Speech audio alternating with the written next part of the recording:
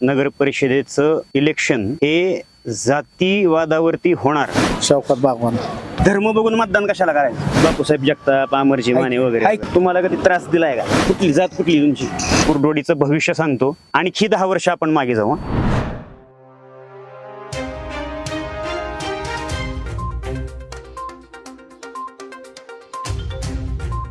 नमस्कार, मी विक्रमसिंह परबत, संपादक SNP news.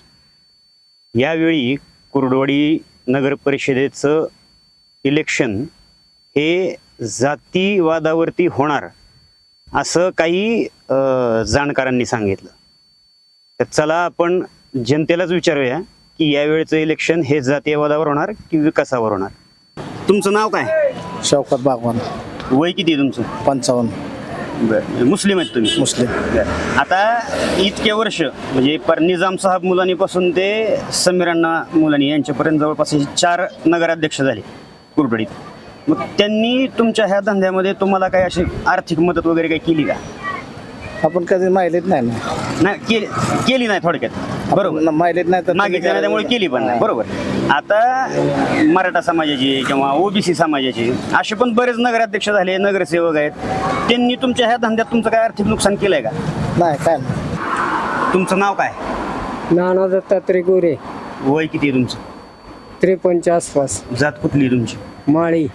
बरं, आता आपल्या कुरडोडीमध्ये बऱ्यापैकी नगराध्यक्ष म्हणजे माळी समाजाचे काही नगराध्यक्ष होते, नगरसेवक पण आहेत. तर त्यांच्यापैकी कोणी तुम्हाला हे तुमचं हॉटेल चालवायला किंवा उभा करायला आर्थिक मदत काही केली आहे का तुम्हाला? पैसे वगैरे आर्थिक मदत नाही केली. नाही. बरं, आता मराठा समाजाचे पण नगराध्यक्ष होते, नगरसेवक होते.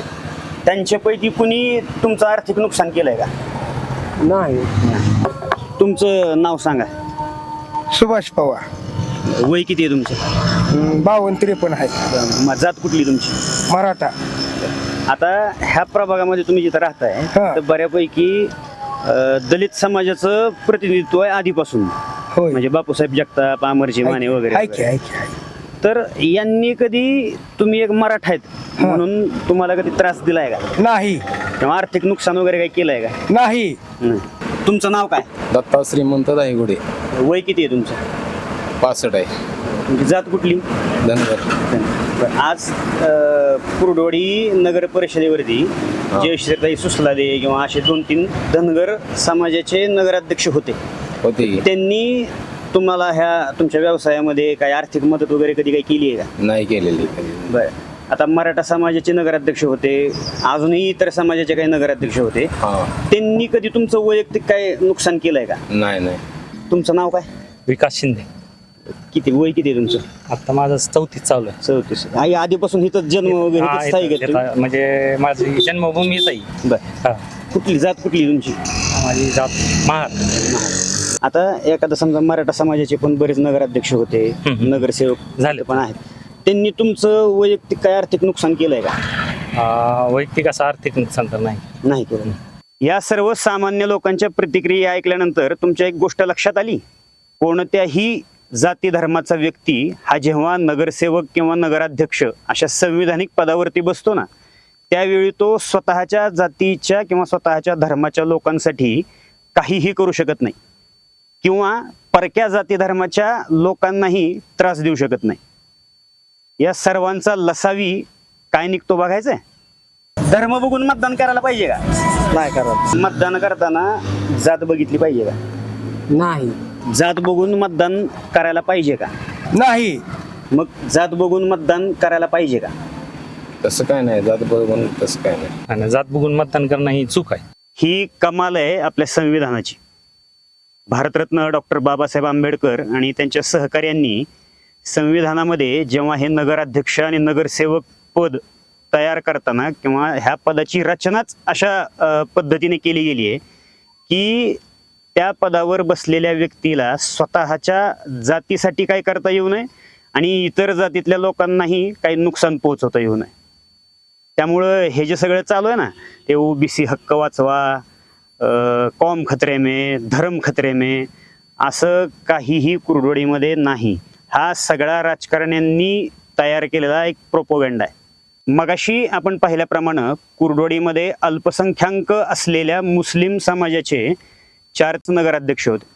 म्हणजे जवळपास 25 ते 30 वर्ष कुर्डुवाडी नगर परिषदेवरती मुस्लिम नगराध्यक्षांची सत्ता होती.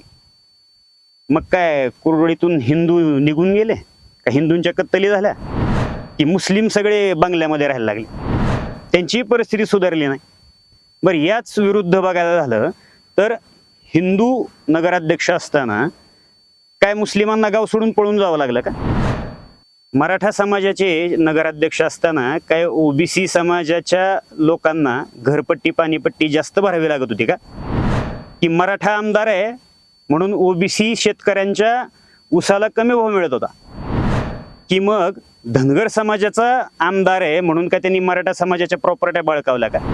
कुर्डुवाडीतील काही पुढाऱ्यांनी केलेला भोंगळ कारभार आणि जातीयवादाला घातलेल्या खतपाण्यामुळे आधीच आपली कुर्डुवाडी 10 वर्ष मागे गेली आहे. आणि जर यावेळी तुम्ही जात, धर्म, प्रवर्ग, पाकीट असं काही बघून जर मतदान केलं ना, तर आज मी विक्रमसिंह विजयकुमार परबत कुर्डुवाडीचं भविष्य सांगतो, आणखी 10 वर्ष आपण मागे जाऊ. पाहत राहा SNP न्यूज. धन्यवाद.